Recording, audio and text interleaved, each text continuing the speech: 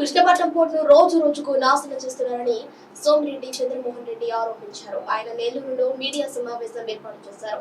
ఈ సందర్భంగా ఆయన మాట్లాడుతూ కంటైనర్ టెర్మినల్ ను పూర్తిగా తీసేస్తున్నారని, దాన్ని చెన్నైలోని ఎన్నోవర్ పోర్టుకు తరలిస్తున్నారని అన్నారు. ఈ విషయం రాష్ట్ర ప్రభుత్వానికి తెలియదా అంటూ ఆయన ప్రశ్నించారు. కృష్ణపట్నం పోర్ట్ కంటైనర్ టెర్మినల్, అది కృష్ణపట్నం పోర్ట్ అంటే మేజర్ పోర్ట్స్ లో ఇండియాలో 12 పోర్టులు ఉంటే దాంట్లో చెన్నై, ముంబై, విశాఖపట్నం పోర్ట్స్ తో పోటీ పడ్డ కంటైనర్ టెర్మినల్ కృష్ణపట్నం. 12లో 3 టాపు, వాటితో పోటీ పడ్డ container terminal port మూతపడిపోతుంది.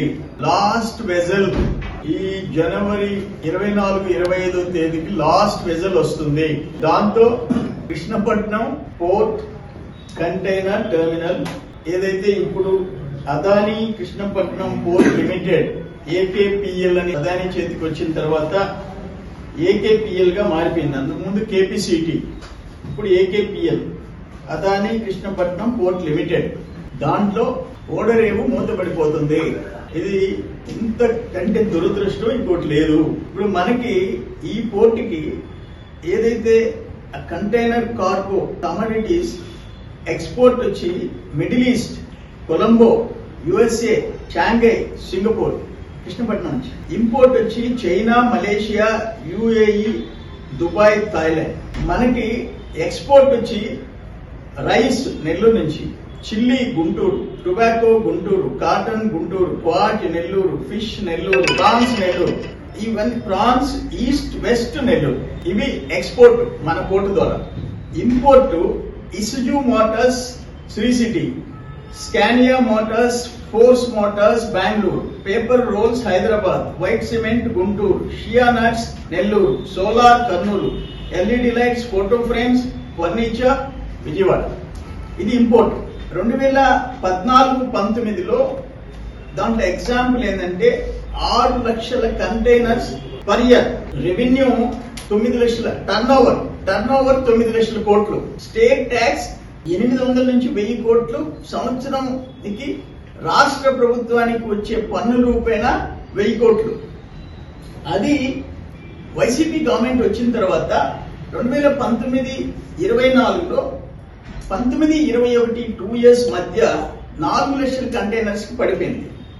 Revenue turn over 5 లక్షల కోట్లకి పడిపోయింది. స్టేట్ ట్యాక్స్ సంవత్సరానికి 500 కోట్లు వస్తుండింది. 21 నుంచి 24 అది 1,00,000 కంటైనర్లకు మారిపోయింది. టర్న్ ఓవర్ 1,50,000 కోట్లకు తగ్గిపోయింది. స్టేట్ ట్యాక్స్ 150 కోట్లు వస్తుంది. ఇది ఒకటి గ్రాడ్యువల్ గా తగ్గిపోవడం. ఇప్పుడు దీన్ని మార్చేసినారు. ఎక్కడికి? తమిళనాడుకి. తమిళనాడు పోర్ట్స్ కి ఎవరికి ఏదైతే అదానికి అక్కడ కాటుపల్లి, ఎన్నూరులో పోర్ట్స్ ఉన్నాయో అక్కడికి మార్చేస్తారు. మనకి డర్టీ కార్గో ఏంది? బూడిద, మట్టి, మశానం, ఇవన్నీ అంటే బొగ్గు దగ్గర నుంచి, యాష్ దగ్గర నుంచి, ఇక వాట్ నాట్ ఎవ్రీథింగ్ కాలుష్యపరమైన అది మాత్రం డర్టీ కార్గో ఇక్కడ ఉంటుంది. కంటైనర్ కార్గో తమిళనాడుకి వెళ్ళిపోద్ది. ఇది కేంద్ర ప్రభుత్వం అనుమతి అదానీ కంపెనీ తీసుకుంది. ఇక్కడ కంటైనర్ కార్గోని క్లోజ్ చేసి కృష్ణపట్నంలో డర్టీ కార్గోకి పరిమితం చేసి తమిళనాడులో కాటుపల్లికి, ఎన్నూరుకి ఆయన ఈ కంటైనర్ టెర్మినల్ ని ఆడికి మార్చుకునేదానికి కేంద్ర ప్రభుత్వం అనుమతి ఇచ్చింది.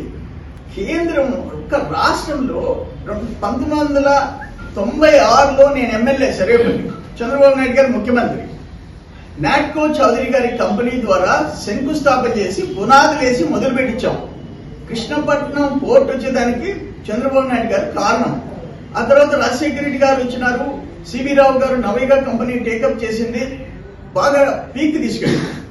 ఈ గవర్నమెంట్ వచ్చిన తర్వాత అదానీ అంటే ఈరోజు ఇంటర్నేషనల్ లెవెల్లో రిచెస్ట్ మ్యాన్, ఆయన తీసుకున్న తర్వాత రాష్ట్రానికి సంవత్సరానికి 900 నుంచి 1000 కోట్ల ఆదాయం పోవటం ఏంటి? ఆ తర్వాత దీంట్లో ఎంతమంది 9,000 నుంచి 10,000 వరకు దీని మీద ఆధారపడుతున్నారు.